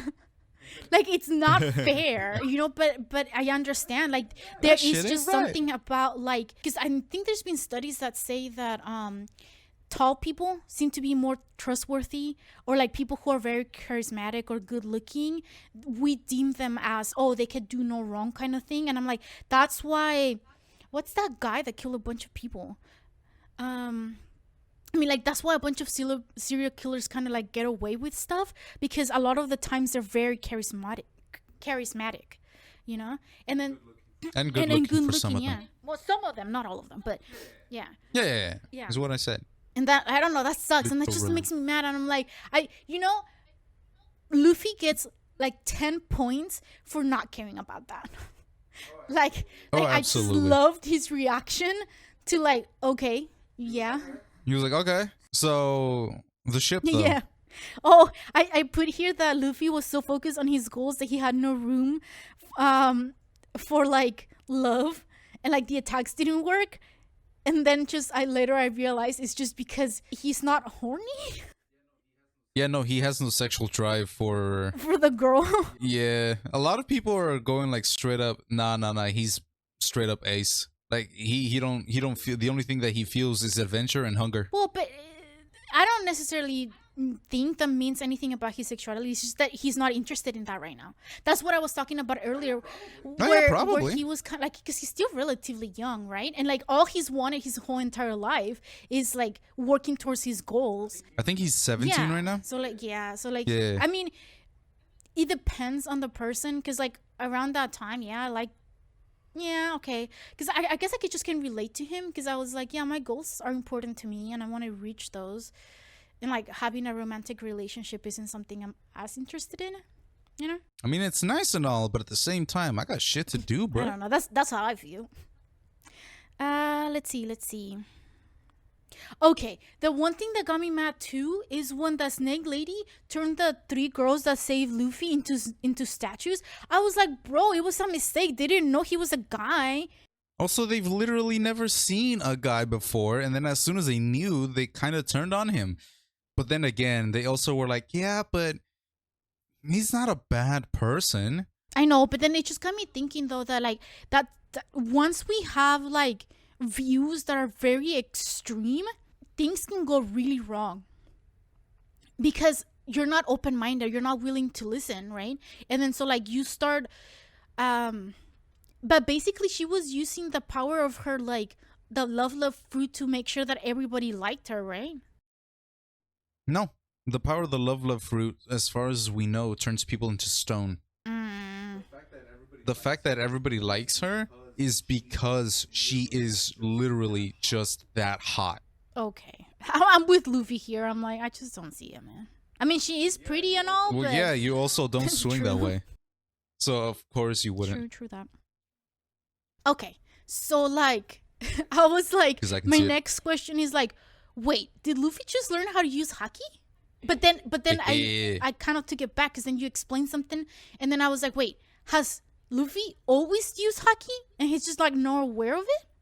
Like when he goes into like a different gear, is he like attempting to use haki? Oh, No. dang it, my theory goes out the drain.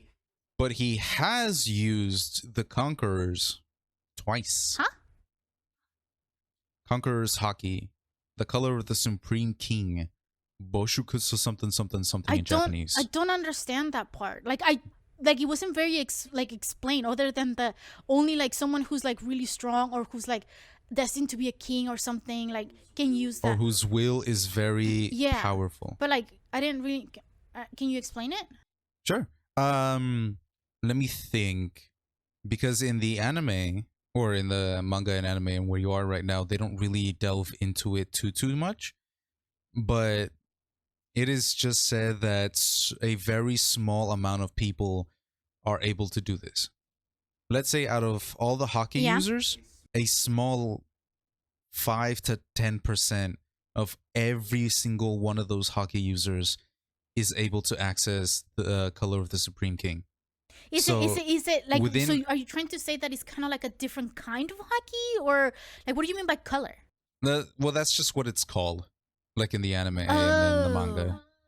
They also call it, it's either color of the Supreme King, or they also call it Conqueror's hockey. Oh, okay. Conqueror's hockey seems to be the one that the fandom likes a lot more than color of the Because that one Supreme doesn't King. make sense, the color. Yeah, no, it's just translations, and I've been reading translations for a while Oh, now. okay. Yeah. So that is just a very, very rare bit. And we know that Boa has it because her siblings have said she has it. But we don't know if she can control it. Well, because when he was going into one of his, what is it, the gears, the girl was Yeah, Gear like, 2. oh, what did she say?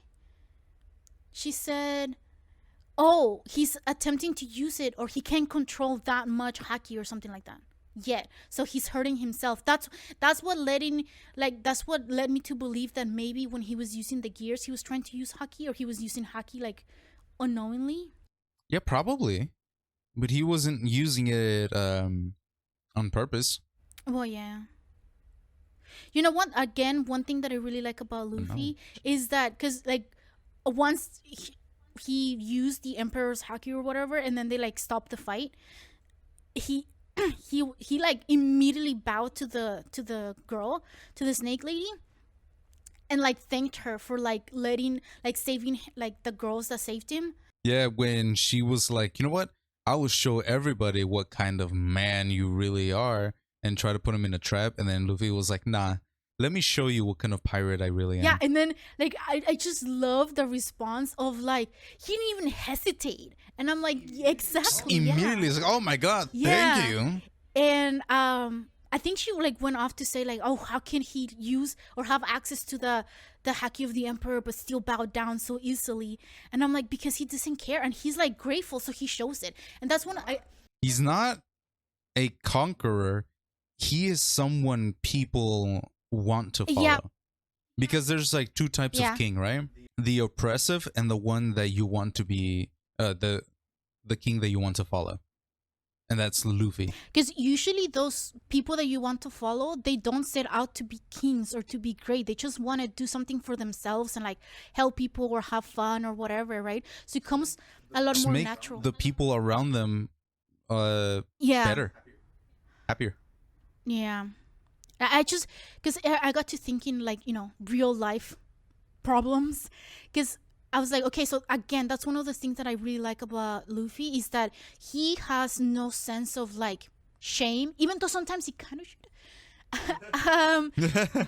And again, the sense of awkwardness, it just doesn't really exist to him, right? So saying thank you and bowing down to people to like plead, it's again something that he would do without thinking, and he won't like feel like, oh, I shouldn't be doing this. This is so awkward or like embarrassing or anything like that. And then I'm thinking about like just as adults, sometimes depending on what kind of upbringing you had, it's really hard to say thank you, or to be grateful for something. And yeah, I mean, it can be really hard because either that's something you're not used to doing or saying, slash you're not used to receiving that, right? So if you're not used to it, you don't know how to respond, right? Like some Absolutely. people get really awkward when you praise them or when you say something nice to them or when you thank them. I kind of feel awkward a little bit. And I think after a while, like the more I work on like my own mental health, the more comfortable I am in receiving like compliments and reacting, I guess, to when people say thank you. There's times where I still like feel a little awkward, but the more we practice, the easier it gets. And like having a safe person to do that with, it's freaking fantastic. Let me tell you, because I practice all of my things that I feel like super awkward or that they don't come naturally to me. I practice them with David. And David could not give less of an F about things. So he's the perfect person to practice.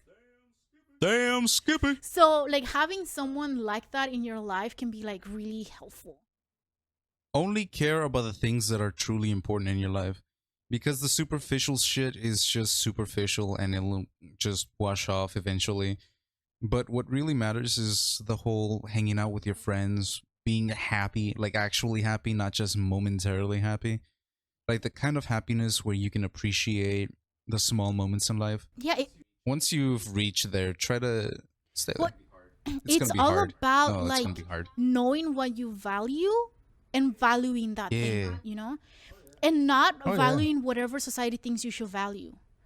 Because there's a lot of like Materialism, consumerism, all the yeah, isms. and then there's also like a lot of like stereotypes, like negative stereotypes about like people who wear tattoos or have different hair colors or like who have piercings.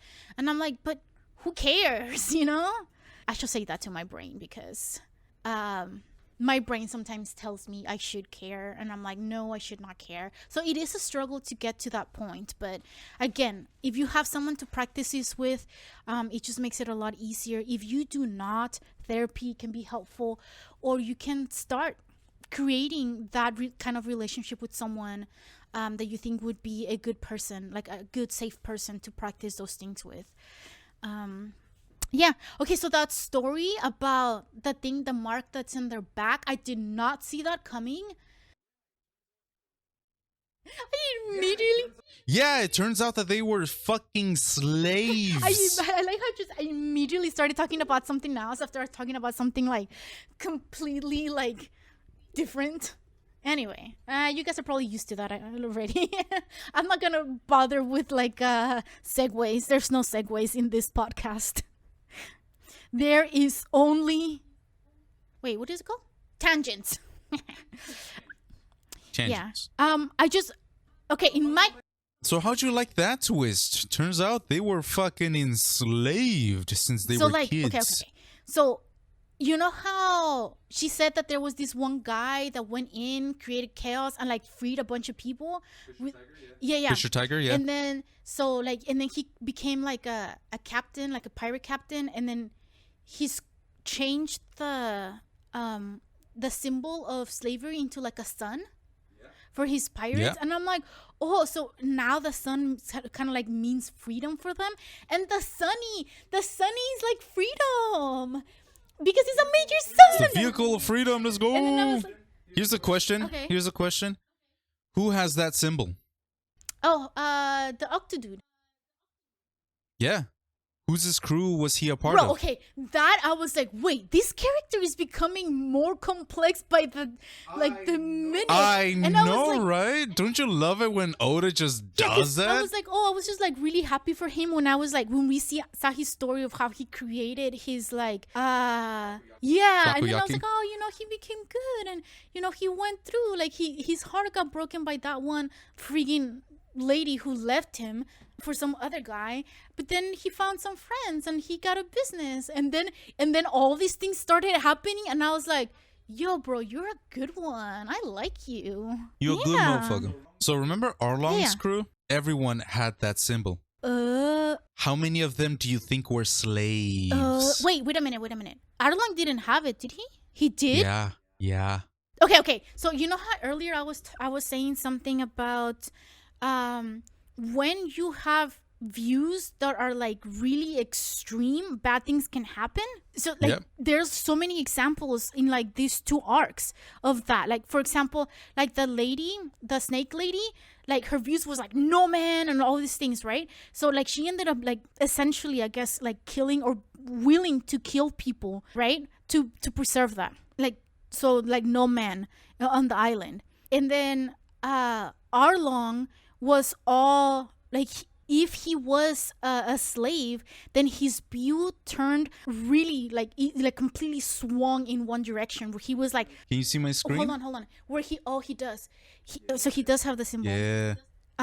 So Arlong's views like swung in one direction, where he just hated all humans, right? And then I'm like, Yeah. but that was wrong, because then he started doing horrible things to humans. And He basically did what the Tenryubito did to him.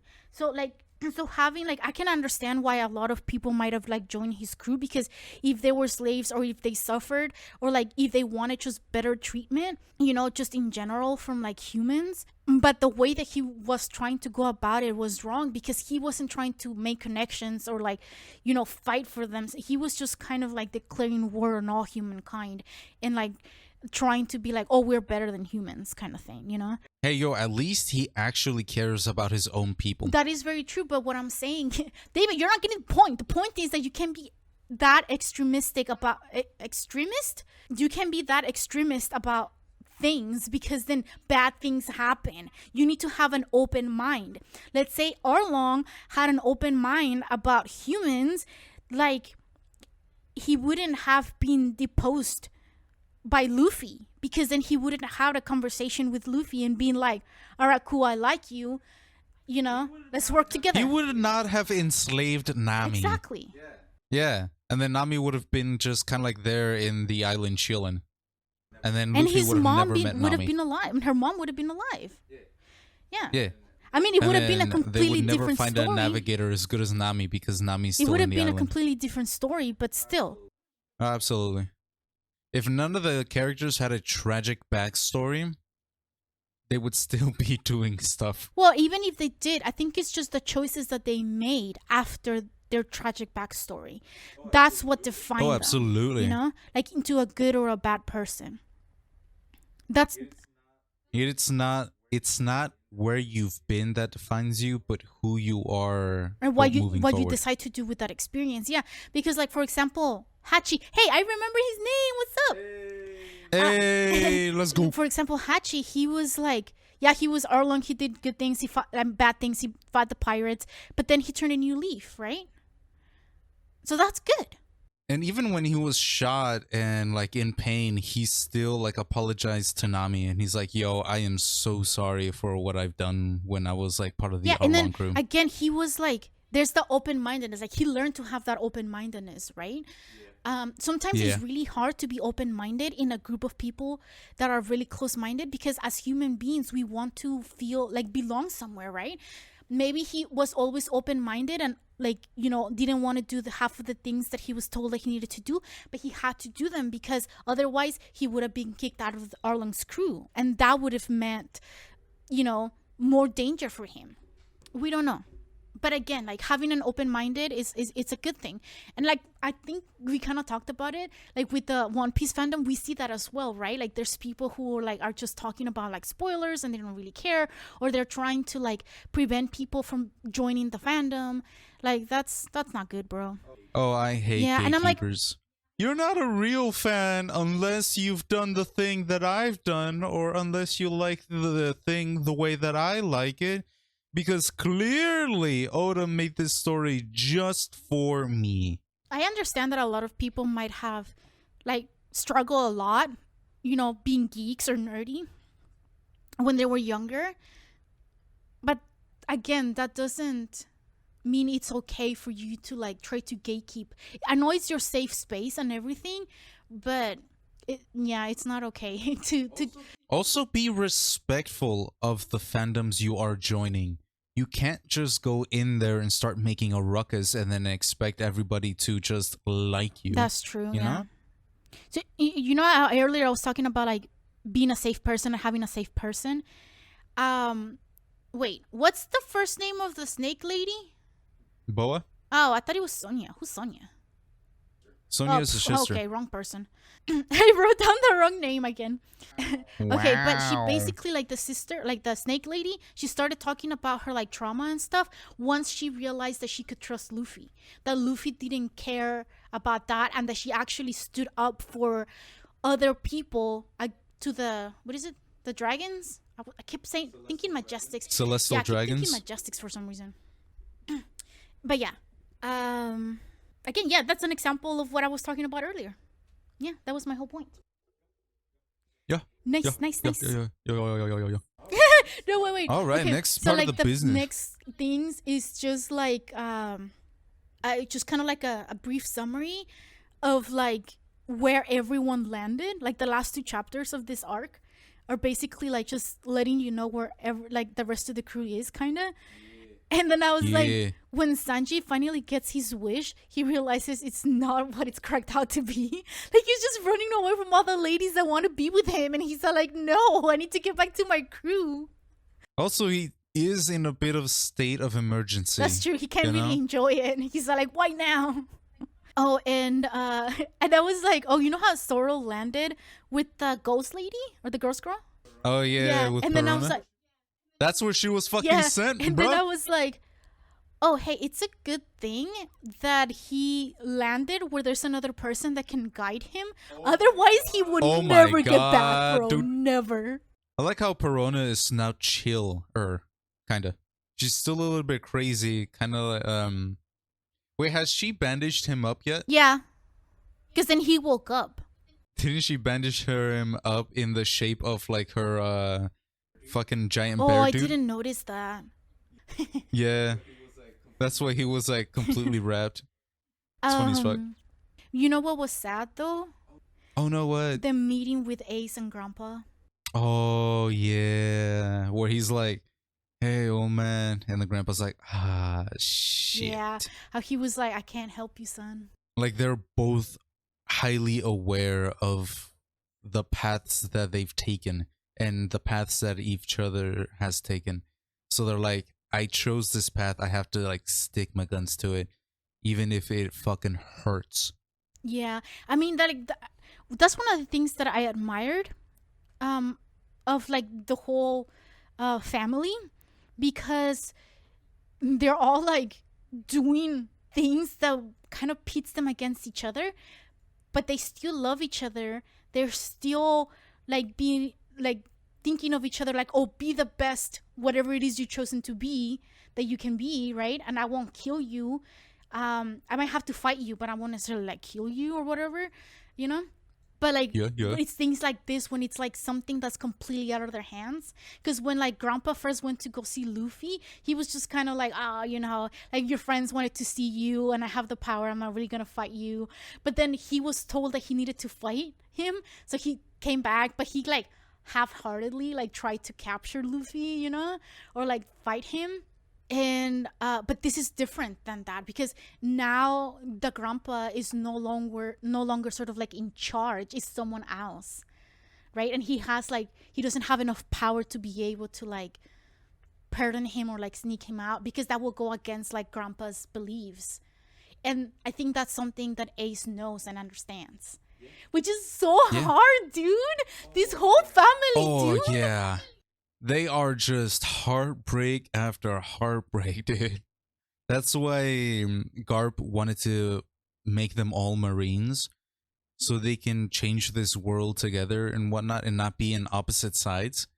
Because now he has a son who's a revolutionary and he has a grandson who's a pirate. Well, he has two grandchildren who's a pirate. Or pirates. Really good pirates, might I add. Yeah, they're getting a lot of notoriety. Which I'm sure he's like super proud, but also super stressed out about it. Yeah. At the same time, he's just sweating But bullets. you know what it reminds me? It just sort of reminds me of like family dynamics, because there is that sort of like generational thing that's like we can kind of see it. Maybe at the beginning the Navy was something that was good and something that Garp always wanted, or maybe he thought, hey, maybe if I have more of my family members in the Navy, we can change the Navy for the better, or the government for the better. You know, I don't know what he was thinking. I guess at this point, I don't know if that's something revealed later, but like it's very similar to just like real life families where like everybody has a different dream, you know, and sometimes it can put you up against another family member, especially your parents, who are like, wait, you want to be an artist instead of a lawyer? We want you, like parents usually want their kids to have sort of like an easy life, a life that will give them enough money, that will give them I guess some form of, doing good in the world and being respected. But children don't always want that, and that can create a lot of conflict in the family. And there's a lot of expectations of parents, where parents are like, I know what's best for you, so I will decide for you. And they can't let go of that type Yeah, of and then control because, like, no, no, no, you don't understand. I've already lived life. It's like, yeah, maybe in the past, but right now it's a different time, bruh. Problems that once plagued you before no longer plague us, and we have different and problems it's now. also different because, like, for example, like with Luffy, he is strong enough to be able to like become the pirate king, and like I guess survive being a pirate. And I think that's Yeah, something that Garp understands. Or maybe he doesn't quite understand, but he's allowing Luffy to do that, and that's so good. Even though he just abandoned him in the jungle when he was a kid and tried to train him by using these weird techniques when he was probably way too little. Like, he's still allowing Luffy to have that freedom, because that's something that Garp values a lot, right? Having that freedom. yeah. Which is why he never became admiral or fleet admiral. He coulda, Because but he he never would did. have been like extremely like not manipulated, but what's it called when he's kind of like he can't really do anything on his own. He has to follow somebody else's rules. Yeah, yeah. Um, it's because as soon as you become a admiral or a fleet admiral, which is higher than the Yeah. admirals, you get told what to do by the Tenryubi to themselves. So the celestial dragons get to tell you what to do, even if you really do not agree with them. Which is why he always became which is why he stayed vice admiral. Bro, Garp would have hated that. Garp would have punched Oh, him in the face. absolutely. All of his freedom would have been taken away, and he would have been like, nah, I am not having any of this. Yeah. I think that's why it's okay. Like, if you're a parent, you kind of have to allow your child to develop their own personality. Of course, be there to like, take care of them or whatever, when they're needed. And I'm totally gonna use an Avatar: The Last Airbender like quote, because I can't really think of like a One Piece one. But like, there's a quote where like Uncle Iroh like just lets Zuko do whatever, which is his nephew. In case you haven't watched Avatar, what is wrong with you? Please go and do that ASAP. But yeah, okay, so like the uncle was basically allowing the nephew to do whatever he wanted, and if he needed support, he was going to be there to support him, right? But he wasn't going to get in the way. He wasn't going to try to manipulate him or anything like that. And I think that is like the best sort of like parenting that you can do.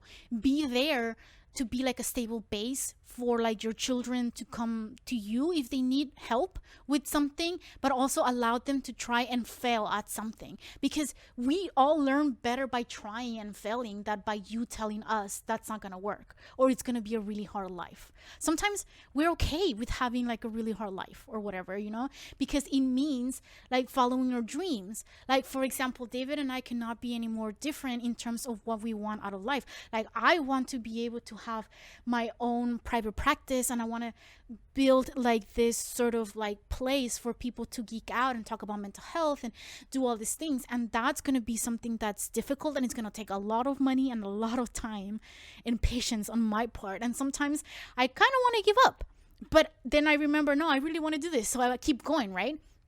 David doesn't really have that. David is completely happy being chill and just cruising through life. And that's okay. If that's you, good for you. If you, My vibe is one day at a yeah. And time. that's not my vibe at all.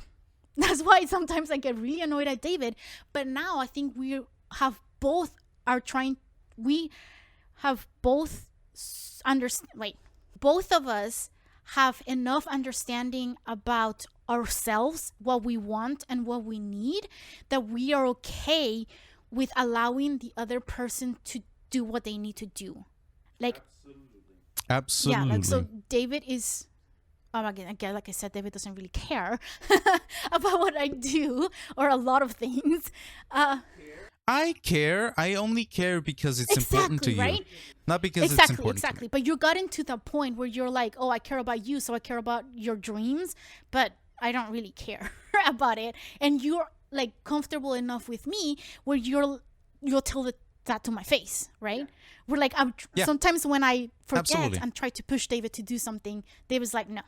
And I'm like, oh, okay, yeah. And then I step back. But yeah, like building that sort of relationship, not only with like your children, with your parents, but like your significant other, but like with your friends, it makes life so much better because you'll be able to live the life that you want, but still having that support. And that's kind of what the like Luffy's family is basically doing. But they're kind of like an extreme example because I don't know. I hope there's not people out there who are like, yeah, I want to become a career criminal. Please don't do that. Find another career. No, do it. Steal from the rich and give to the poor. Straight up Robin Hood up in this bitch. No, don't become a criminal. Find another way to fight the power. But yeah. Anyway, that's my rant. Oh, I said I didn't have a rant plan, but I went on one anyway. That's all my notes. David, do you have any more questions or like favorite moments you want to talk about? Give me a minute and let me think. I want to talk to you guys about food because one, I'm hungry, and two, I'm curious. Have any of you bought that Sanji cookbook? I saw it on Buck's Lunch a while back and I wanted to buy it, but I was broke at the time, so I didn't. And I also have these other two D&D books that I bought, like cooking books that I bought, and I haven't actually done any of the recipes. And anyway, that's not the point. The point being is that have you guys tried any of the recipes from that Sanji cookbook? If yes, please let me know. I saw that what's that YouTuber? Okay, okay, okay, I got an Wait, wait, idea. wait, I got a wait. question. I got a Wait, question. let me just finish. Let No, me no, no, just too finish. bad. So, no, no, no, no, too bad. So you made me forget. How dare you? What the hell? You should have just let me speak Well, it. I was gonna lose my train of thought. Oh yeah. Do you know? Not do you know? Do you believe that Boa actually fell in love with Luffy because of like how free he was from all the constraints of the world? Or do you think she's just infatuated with him because he lets her be herself in To front of me, him? it seems like infatuation, but also this is like a manga, a Japanese manga, and like every other like anime or manga that I have read, people tend to fall in love like super Real fast quick. for like a tiny little detail. So I don't know. I mean, but also like it sounded like there was something else going on because then the old grandma lady was like, you need to leave in order to get over this love sickness or something. And then I was like, I feel like there's something maybe going on in the island as well that plays a part. I don't know. It's weird. What do you think? I think that she really likes him. Maybe she's not actually in love with him. Maybe she is.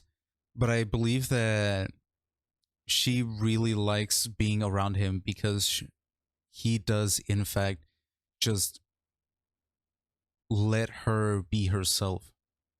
He lets her be that child that was kidnapped, or before she was kidnapped, and then do all the things that she basically missed out on because she had to wear a mask of I am better than you, therefore you cannot hurt any Well, of my that's what people. makes Luffy such a good leader, like the type of leader that you want to follow, not that like forces the leadership on you because he's non-judgmental with everyone. Like he doesn't care what you look like, he doesn't care what you've done before because eventually he ends up like helping Hachi, and then at first it's just because you know they promised like the one girl, but then later he realizes, oh hey, Hachi's a good guy, and then like it just becomes a like, no, you're my friend now, right? Like where he again he kind of like forgave and understood.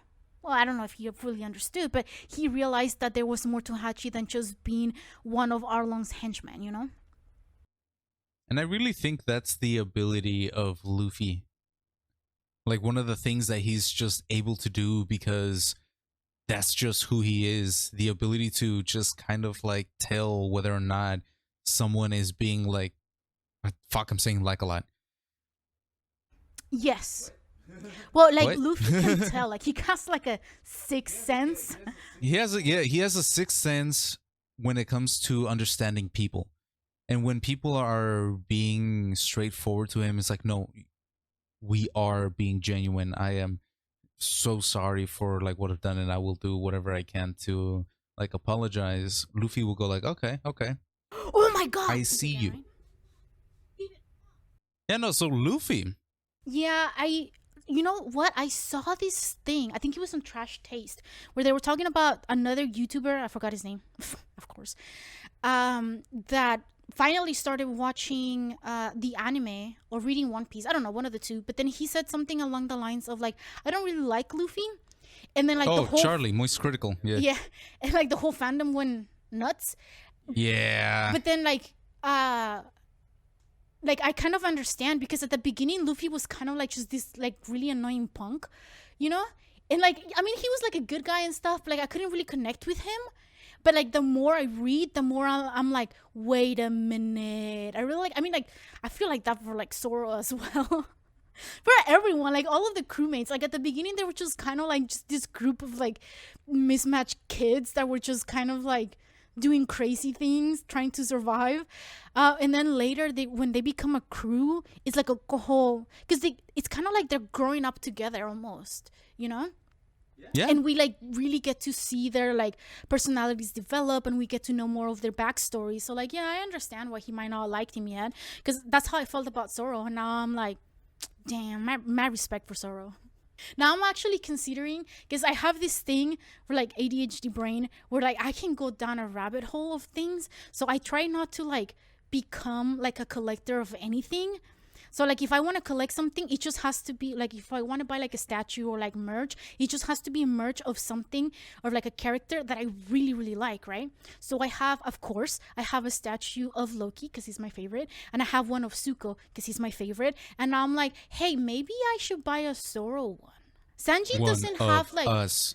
One of us. Sanji doesn't One have of like us. cool moves. Yeah, he does. Well, I mean, he does, but like the statue, like the Sanji statues are always just him standing or like kicking his leg out. Well, yeah, that's what he does. I know, but I need more dynamic pose, and Zoro like is cool because then he has swords. So it's more of a cool dynamic like, pose. I don't know. I might just like be like, okay, no, because I don't like. Okay, I like Zoro. I'm starting to like him a lot more than before.